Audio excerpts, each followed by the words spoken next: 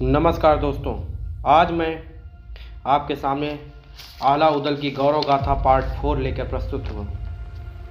दोस्तों, ये बात है उस समय की जब आला उदल थे। कोट कसौंदी नाम का एक राज्य था जिसके राजा गजराजा थे। एक दिन उनके मन में विचार आता है कि उनकी पुत्री विवाह योग्य हो गई है, जिसका नाम गजमोतिन था।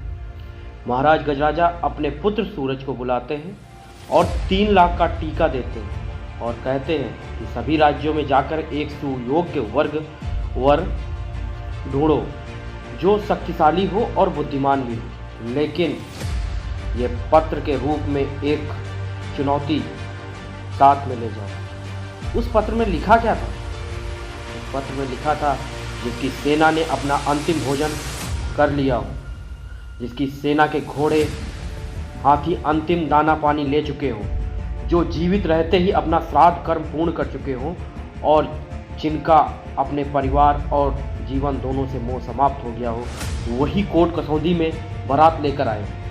इस तरह की चुनौती के साथ सूरज को कोट कसौंदी से महाराज गजराजा भेजते हैं,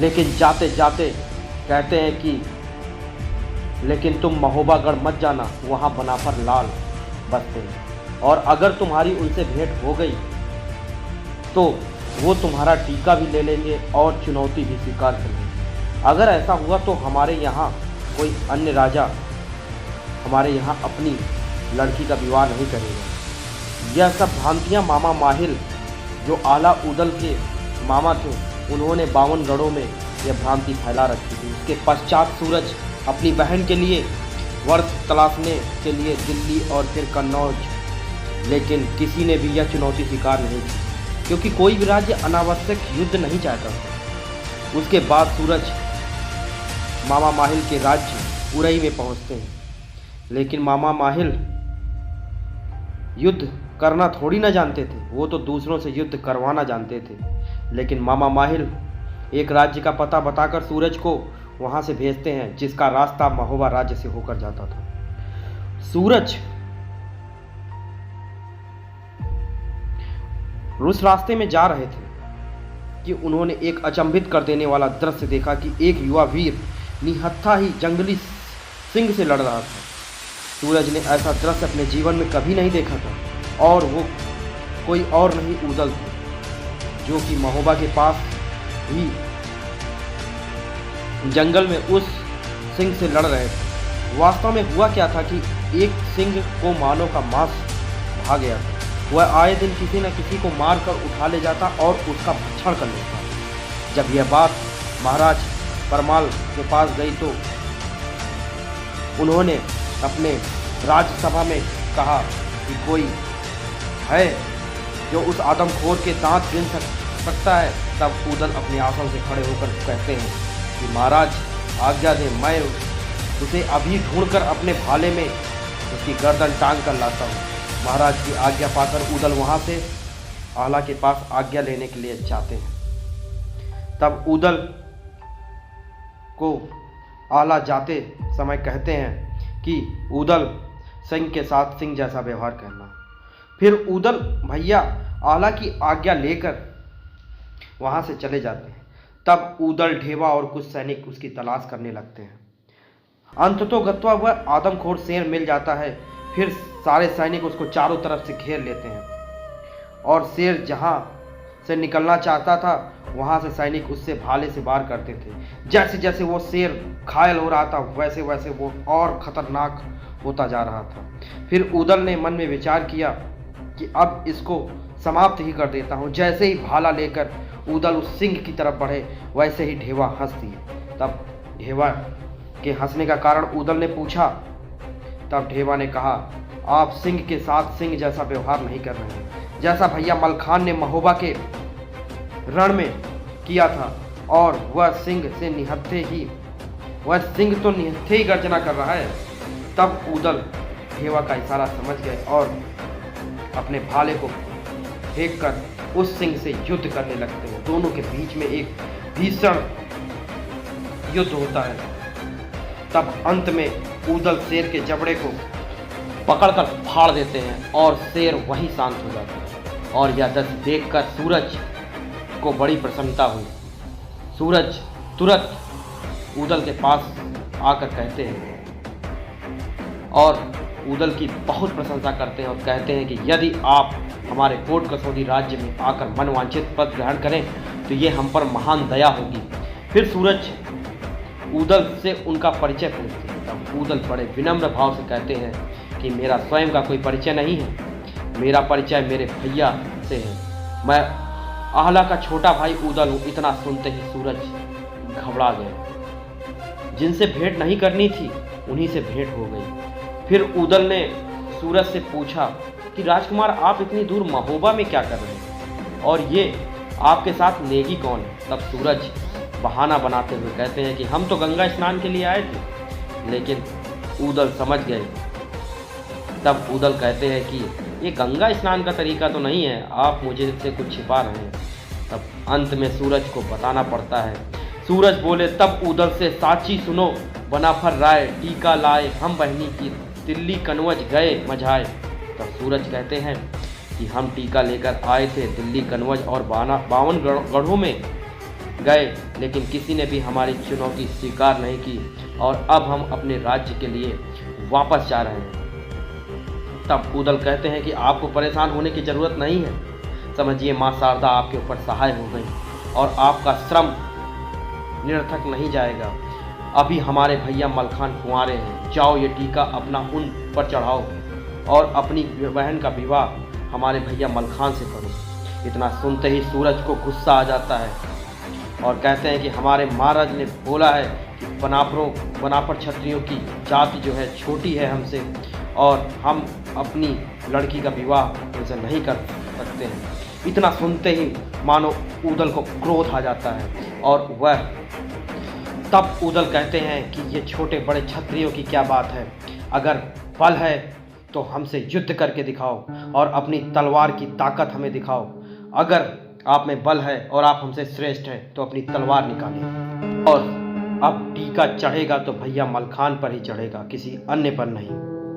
और इस तरह की बात सुनकर सूरज का एक नेगी जो काफ़ी वृद्ध था वो सूरज को समझाता है कि आपने तो पहले ही ऊदल की वीरता देख ली है, ऊदल से जीत पाना आपके लिए मुश्किल है, इसलिए अच्छा यही होगा कि आप ये टीका मलखान पर चढ़ा दें। फिर वो टीका मलखान के ऊपर सूरज चढ़ा देते हैं। ये खबर जैसे ही पहुंचती है मामा माहिल के पास में, मामा माहिल अपनी लिल्ली घोड़ी लेकर कोट कसौंदी की तरफ निकल पड़ते हैं और सूरज से पहले ही वहां पर पहुंच जाते हैं। वहां महाराज गजराजा मामा माहिल का आतिथ्य सत्कार करते हैं। फिर मामा माहिल कहते हैं कि महाराज बधाई हो, अब आपकी पुत्री के झूले महोबा में पड़ेंगे। अब आपकी पुत्री का विवाह बनाफर क्षत्रियों में होगा। अब तो मुझे लगता है कि आपके युवा वीर कुंवारे ही रह जाएंगे, क्योंकि जब आपकी पुत्री का विवाह बनाफरों में हो जाएगा तब कोई अन्य राजा आपके यहाँ पे अपनी पुत्री नहीं देगा।